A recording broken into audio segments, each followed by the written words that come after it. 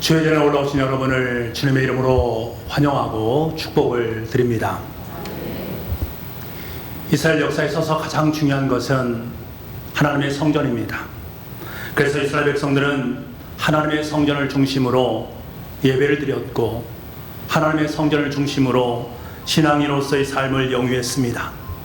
왜냐하면 성전은 하나님께서 함께 하시는 것과 임재하심을 증거하는 가장 귀한 것이기 때문입니다. 하나님께서는 애굽에서 430년 동안 종살이를 하고 있는 이스라엘 백성들에게 모세를 통해서 출애굽을 할 수 있도록 도우셨고 적과 꿀이 흐르는 가나안 땅으로 전진할 수 있도록 모든 여건을 조성해 주셨습니다. 하나님께서는 이 여정의 중간 지점인 시내산에 이르렀을 때에 모세를 통해서 십계명에 담겨있는 율법을 허락해 주셨습니다. 그리고 무엇보다 이스라엘 백성들에게 중요한 성막을 제정할 수 있도록 하셨고 그 성막을 완성하도록 명령하셨습니다. 성막이 제정되기 전까지는 하나님은 이스라엘 백성들과 일정한 거리를 두고 이동을 하셨습니다. 하지만 성막이 지어진 이후부터는 더 이상 이스라엘 백성들과 거리를 두지 아니하시고 성막에 친히 임재하셔서 이스라엘 백성들과 함께 주셨습니다. 그러기에 성막은 곧 하나님의 임재를 상징하는 장소요, 성막의 저정은 곧 하나님께서 이스라엘 백성들과 함께 하신다라는 증거였습니다. 이스라엘 백성들은 하나님의 성막을 중심으로 이동을 합니다. 드디어 이스라엘 백성들은 하나님께서 약속하신 가나안 땅에 도착을 하게 되고 성막도 가나안 땅에 정착을 하게 됩니다. 그 이후 성막은 하나님의 마음에 합한 다윗 왕을 거쳐서 그의 아들 솔로몬을 통해서 드디어 성전으로 발전하게 되었습니다. 그러므로 여러분, 이스라엘 역사를 한마디로 말하면 성전의 역사다라고 말할 수 있습니다. 성막으로부터 시작된 성전은 이스라엘 백성들의 신앙의 중심이요, 하나님께서 그들과 함께 하시는 삶의 중심이었습니다. 이러한 성전의 역사는 신약에 넘어와서 사도 바울에 의해서 성전의 의미가 더욱더 깊어지고 넓어지게 됩니다. 오늘 우리가 함께 읽은 본문의 말씀은 바로 이 성전에 대한 말씀을 해주고 있습니다. 우리 고린도전서 3장 16절에서 17절까지의 말씀을 함께 같이 한번 읽어보도록 하겠습니다. 같이 읽겠습니다. 시작. 너희가 하나님의 성전인 것과 하나님의 성령이 너희 안에 계시는 것을 알지 못하느냐? 누구든지 하나님의 성전을 더럽히면 하나님이 그 사람을 멸하시리라. 하나님의 성전은 거룩하니 너희도 그러하니라. 아멘. 사도 바울은 구약시대의 성전의 개념을 완전하게 바꿔놓았습니다. 너희가 하나님의 성전이다. 곧 다시 말하면 우리가 성전의 사람이다 라는 말입니다. 그리고 성전인 너희 안에 성령님이 계신다.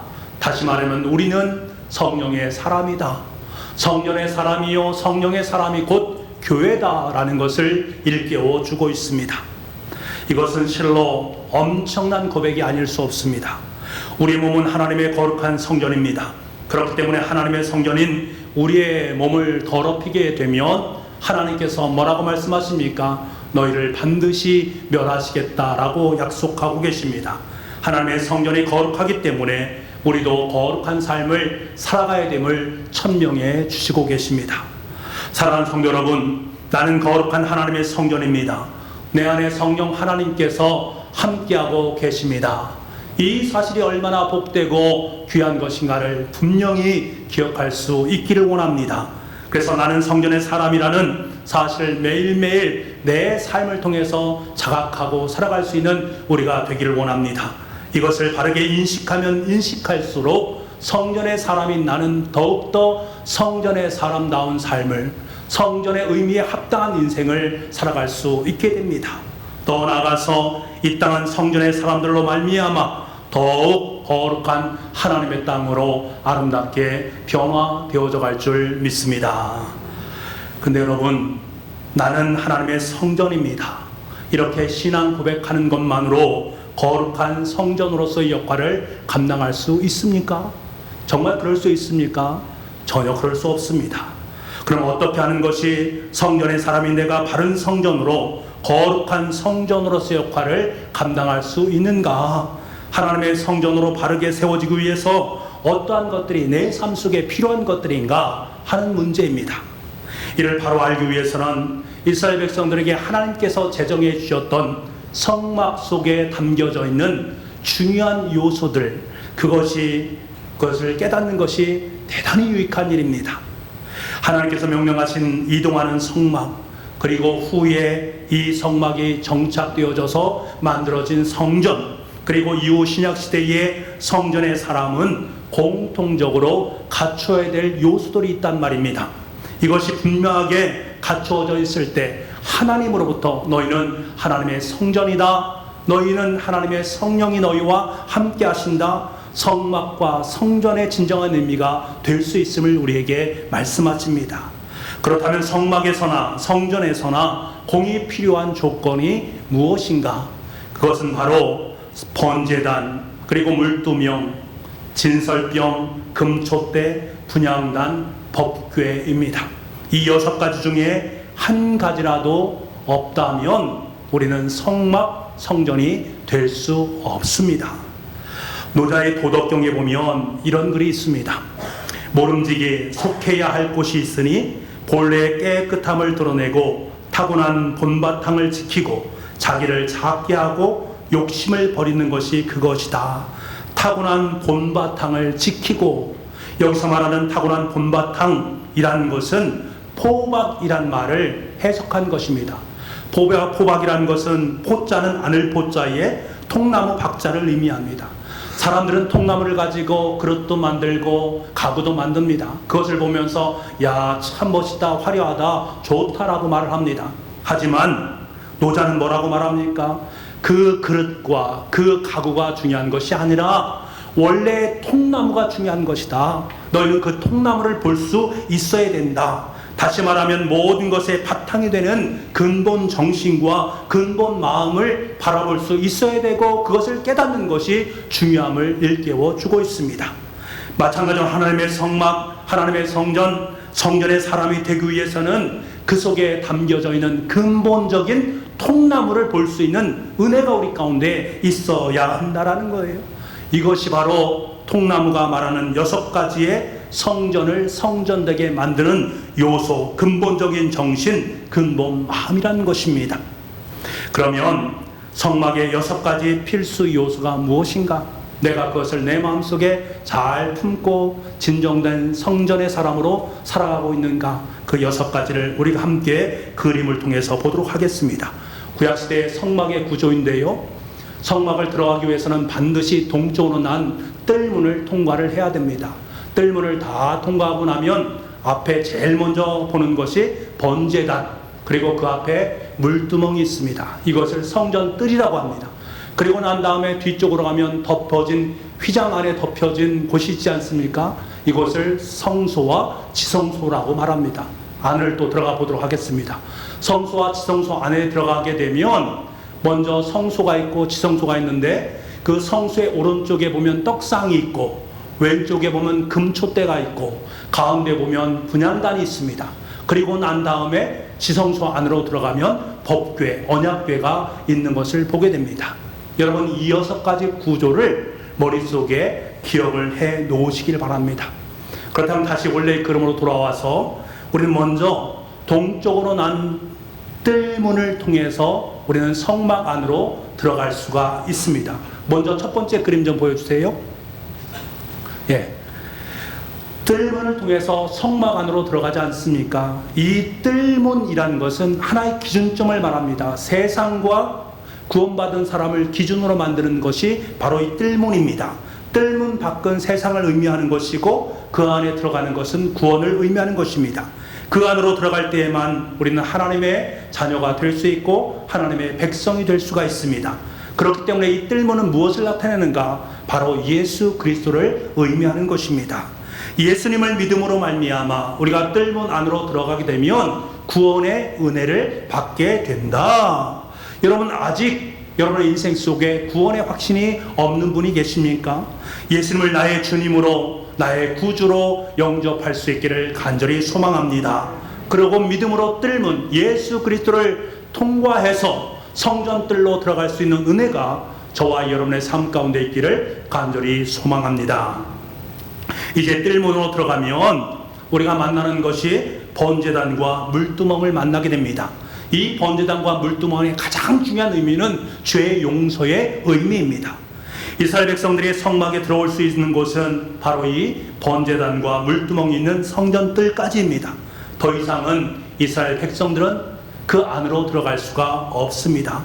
성전뜰까지 들어온 백성들은 자신의 능력에 맞게 제물을 가져다가 제사장에게 보이고, 그러면 제사장은 제물을 드린 사람을 위에서 그 제물을 잡고 번제단에 올려놓고 그것을 불태우게 됩니다. 그리고 물두멍에서 손을 씻고 난 후에 바로 성소 안으로 들어갈 수 있게 됩니다. 하지만 제사장들도 성소까지만 들어갈 수 있습니다. 그리고 지성소 안에는 들어갈 수 없습니다. 지성소는 누구만 들어갈 수 있는가? 제사장만. 대제사장도 1년에 단 한 번 대속죄일인 7월 10일에만 들어갈 수가 있습니다. 다시 말하면 문이 있다고 다 들어갈 수 있는 곳이 아니다라는 거예요. 철저히 구별된 사람들이 들어갈 수 있는 곳이 바로 이 지성소와 성소임을 우리에게 말씀해 주고 있습니다. 그런데 여러분, 문제는 과연 나는 지금 어느 위치 속에, 성전의 어느 위치에 놓여 있는가 하는 것입니다. 아직도 성전 뜰에만 머물면서 죄 용서함 받은 것에 만족하며 삶을 살고 있는지, 아니면 성소에까지 들어가 있는지, 아니면 은혜의 보좌인 지성소까지 들어가고 있는지를 우리는 확실히 알아야만 합니다. 왜냐하면 진정한 성전의 사람이라면 우리는 성전 뜰만이 아니라 성소와 지성소 안까지 들어가야 하기 때문에 그렇습니다. 여러분, 이 시간에 여러분은 과연 어느 위치 속에 놓여 있습니까? 내가 예수님을 영접했다라는 것은 지금 나는 성전 뜰 안에 위치해 있다, 번제단 앞에 놓여 있다라는 것을 의미하는 것입니다. 하지만 이 수준에 머물러 있어서는 안 됩니다. 지금 사도 바울이 고린도 교회 성도들에게 편지를 쓴 이유가, 이 편지를 써서 강조한 이유가 바로 이것입니다. 너희는 하나님의 성전이다. 너희는 하나님의 성전이 되어야 된다. 그런데 아직도 너희는 성전뜰에 머물면서 죄의 용서함 받은 것에 만족하며 삶을 살고 있는데, 그래서는 안 된다. 진정한 하나님의 성전이 될 수 없다. 너희는 반드시 성전뜰을 지나서 성소로 나가야 되고, 성소를 지나서 지성소까지 들어갈 수 있어야 된다. 그럴 때 진정한 성전의 사람이 될 수 있다라고 강변하고 있습니다. 여러분, 그러면 어떻게 하면 하나님의 성전이 될 수 있을까? 내가 어떻게 하면 하나님의 성전뜰에서 하나님의 성소를 지나 지성소로 들어갈 수 있을까? 이것을 위해서는 반드시 성막이 필요한 6가지의 요소를 내 마음 중심 속에 갖추어야만 합니다. 이 속에 담겨져 있는 근본 정신들이 내 삶의 중심이 있을 때 저와 여러분은 비로소 성전의 사람이요 성령의 사람이다 라고 말씀하고 있는 것입니다. 자, 그렇다면 먼저 번제단을 보도록 하겠습니다. 그림을 먼저 보겠습니다. 이것이 바로 번제단입니다. 여러분, 제단이란 말은 도사라는 장소를 말하고, 번제단은 제물을 태우는 단을 의미합니다. 이스라엘 백성들은 자신이 하나님 앞에 죄를 지었을 때에 자신의 형편에 맞는 제물을 가지고 제단 앞으로, 번제단 앞으로 나왔습니다. 그리고 이 제단에서 제물의 각을 뜨고 불태워서 죄 용서를 받게 되어집니다. 그래서 이 번제단은 죄 용서가 이루어지는 현장이다라고 할 수가 있습니다. 중요한 것은 이 번제단이 무엇을 예표하는가의 문제입니다. 이것은 신약시대에 넘어오게 되면 예수 그리스도의 속죄 제물과 대단히 중요한 연관성을 갖고 있습니다. 예수님께서 십자가의 피 흘리심으로 우리의 죄가 사해졌다라는 이 대속의 의미가 번제단 속에 담겨져 있다라는 거예요. 번제단에서 제물들이 피를 흘림으로 말미암아 이스라엘 백성들의 죄가 그 제물에게 전가되었듯이, 예수님의 십자가상에서 피 흘리심으로 말미암아 우리의 죄가 예수님에게로 전가되어졌습니다. 다시 말하면 예수님은 우리의 희생 제물이 되어 주셨다. 나 대신 피를 흘려 주셨다. 그러므로 말미암아 나는 대속, 즉 구원을 받게 되었다라는 것입니다. 그렇기 때문에 번제단은 예수님의 십자가 대속의 모형이다라고 말할 수 있습니다. 그러니 이 번제단이 얼마나 중요한 것입니까? 여러분, 제물을 가져온 백성과 제사장의 이야기를 들어보십시오. 희생제물을 가져오셨군요. 예. 그런데 이 동물은 정말 제가 이 동물을 죽여야 됩니까? 물론이죠. 피 흘림이 없이는 죄사함이 없으니까요. 하지만 이 동물은 죄가 없지 않습니까? 그리고 우리 아이들이 이 양을 지극히 사랑합니다. 그런 이 양은 결코 죄가 없는데 이 양을 죽여야 됩니까? 바로 그 점입니다. 죄를 지은 자는 다른 사람의 죄를 대속할 수 없습니다. 당신이 이미 당신의 죄로 말미암아 멸망당할 수밖에 없지 않습니까? 당신 죄로 말미암아 당신이 죽든지 아니면 당신을 위해서 다른 대속물이 죽어야 되는 것입니다. 자, 이 양의 머리에 손을 얹으시기 바랍니다. 이렇게 함으로 당신은 죄인임이고 양은 죄가 없다라는 것을 인정하는 것입니다. 하나님께서는 당신의 죄를 양에게 전가시킨 것으로 여기시게 됩니다. 당신의 죄가 양에게로 옮겨지는 것입니다. 이 양이 죽으면 당신은 죄에서 자유하게 될 것이고 더 이상 죄가 없을 것입니다.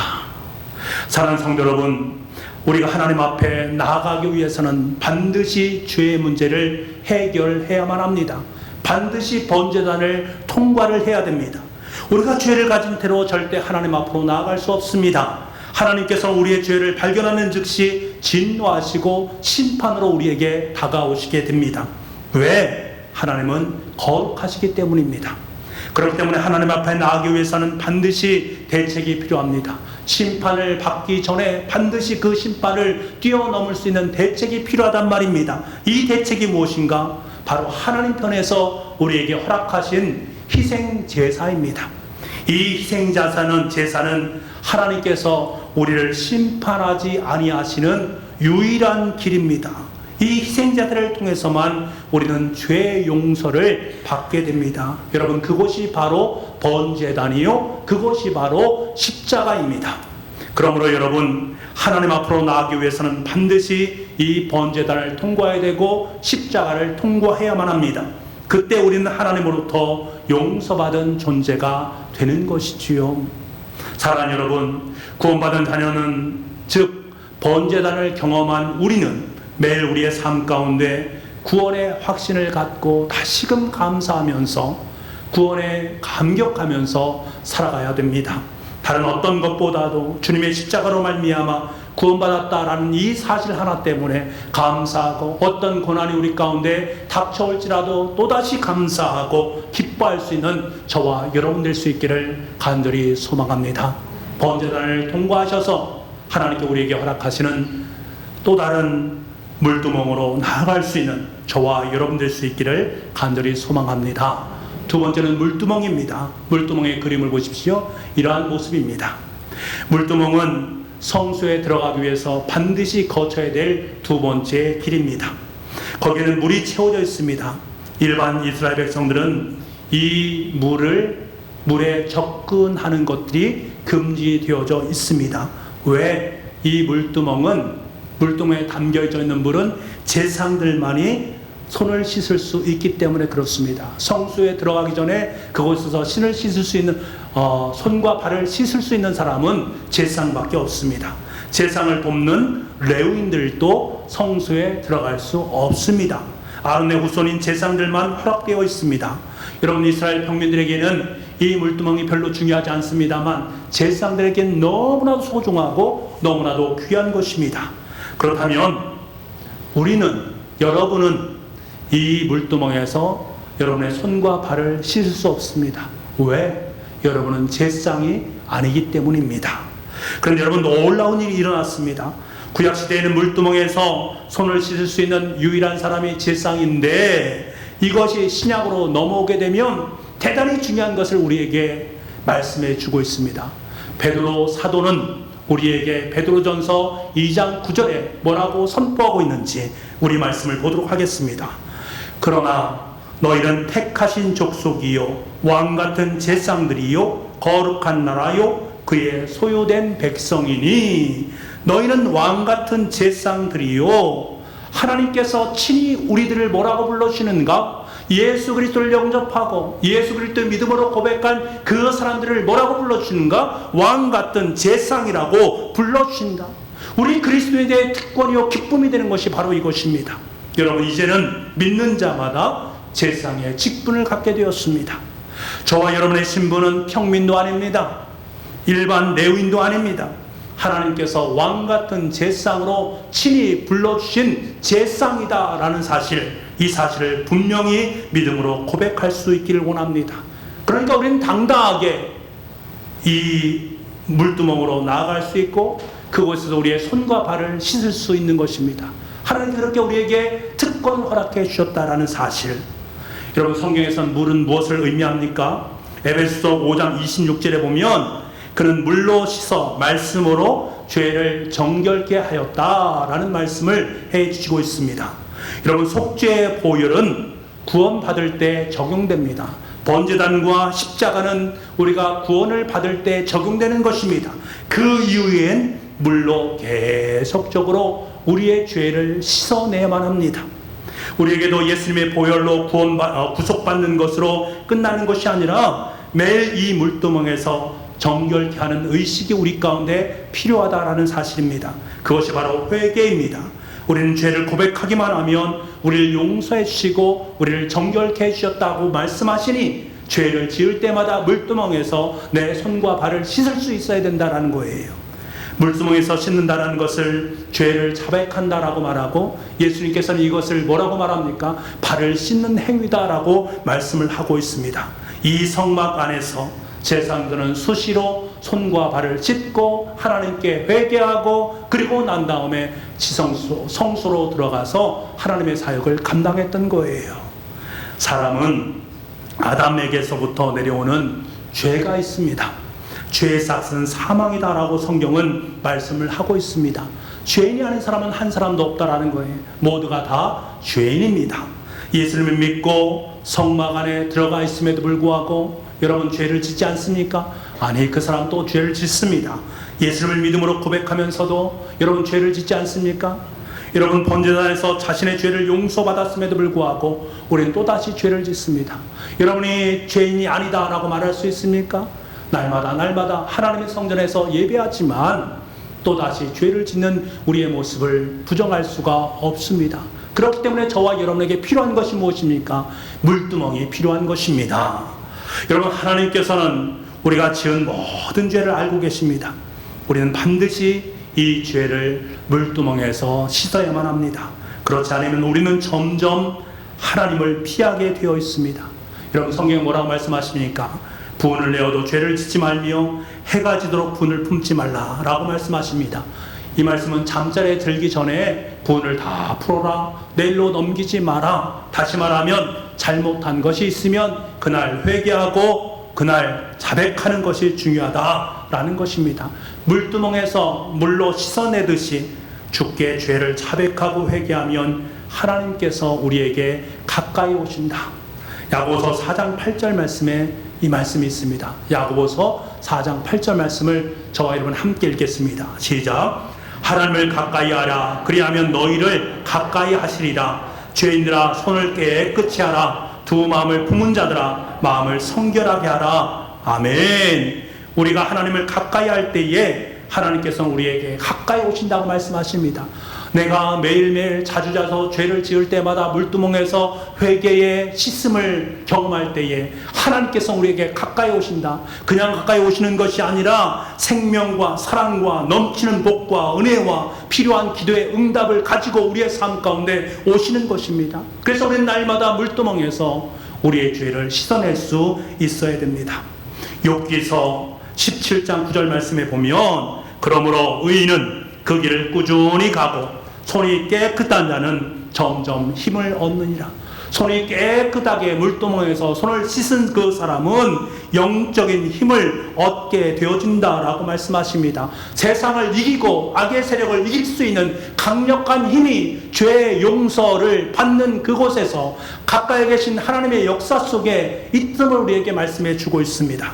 그래서 우리는 너희가 환난을 당하나 담대하라. 내가 세상을 이겼노라. 우리는 세상을 향해서 담대하게 선포하며 나아갈 수 있습니다. 물두멍에서 내 손을 씻은 그 사람이 그러한 놀라운 힘과 영적인 은혜, 능력으로 이 땅 속에서 삶을 살아갈 수 있음을 말씀해 주고 있습니다. 여러분 상상해 보십시오. 지금 물두멍에서 제사장인 내가 손을 씻고 있습니다. 우리가 구원을 받지만 세상을 살다 보니 먼지가 내 삶 속에 쌓여 있습니다. 그것을 지금 닦아내고 있습니다. 이게 하나님께 나아가 봉사를 해야 됩니다. 그 전에 내 손과 발을 깨끗이 씻습니다. 봉사하기 전, 사명을 감당하기 전에 우리는 우리의 죄를 물두멍에서 깨끗이 씻어내야만 합니다. 그런 사람만이 성소로 들어갈 수 있습니다. 사랑하는 북부가족 여러분, 저와 여러분은 하나님의 사람, 하나님의 성전, 즉 성전의 사람인 줄 믿습니다. 우리는 동쪽으로 한 뜰문을 통과한 주님의 백성, 구원의 백성인 줄 믿습니다. 우리는 번제단에서 피 흘려 스스로 제물이 되신 예수 그리스도로 말미암아 저와 여러분의 죄는 해결받은 바 된 줄 믿습니다. 하지만 여전히 우리는 두렵고 떨리는 마음으로 구원을 이루는 과정 중에 있습니다. 이 과정 속에서 우리는 매일매일 또다시 죄를 짓고 살아가는 그러한 죄입니다. 그렇기 때문에 하나님께서는 저와 여러분을 제사장으로 삼아주신 것입니다. 제사장된 우리는 물두멍으로 나아갈 수 있고 물두멍에서 매일매일 죄를 지은 손과 발을 깨끗이 씻어내게 된 줄 믿습니다. 이것이 하나님께서 우리에게 허락하신 엄청난 특권이요 은혜라는 사실을 깨닫는 그 사람은 오늘 한 주간도 주님 주시는 담대함으로 세상으로 나아가서 세상을 내가 이겼노라 성전의 사람으로 살아갈 수 있는 그러한 귀한 은혜가 우리 가운데 있습니다. 저와 여러분은 아무것도 아닌 존재가 아니요 하나님의 거룩한 성전의 사람, 하나님의 성전임을 온전히 기억하면서 하나님 번제단에서 죄를 깨끗이 씻어주시고 물두멍에서 날마다 죄 용서를 받는 죄인이 아닌 하나님의 의인으로서의 삶을 살아가는 우리가 되게 하여 주옵소서. 간구할 수 있는 저와 여러분 될 수 있기를 간절히 소망합니다. 기도하겠습니다. 아버지 하나님, 우리에게 엄청난 특권, 은혜를 베풀어 주시니 너무나 감사합니다. 우리를 제사장으로 불러주셔서 하나님께서 허락하신 동문 뜰을 향해서 구원의 은혜를 맛보게 하시고 번제단을 통해서 내 삶 속에 있는 원죄 모든 죄를 도말하셔 주셔서 너무나 감사합니다. 그럼에도 불구하고 여전히 우리는 죄를 짓고 살아가는 존재이기에 물두멍에서 매일매일 내 죄를 회개하며 내 죄를 씻어냅니다. 아버지 하나님, 이 은혜가 우리의 삶 속에 날마다 함께함으로 말미암아 우리가 진정한 성전의 사람, 하나님의 성전이 되어줄 수 있는 은혜의 삶을 살게 도와주옵소서. 다음 주에 또 4가지의 성전의 가장 중요한 요소를 마음속에 품게 됩니다. 그러므로 말미암아 이 6가지 요소가 내 삶 속에 아름답게 드리워져 내가 진정으로 이 땅을 승리로 장식해 나갈 수 있는 복의 자녀들, 성전의 자녀들 될 수 있도록 주님 역사하여 주옵소서. 모든 말씀을 예수님의 이름으로 기도하옵나이다. 아멘.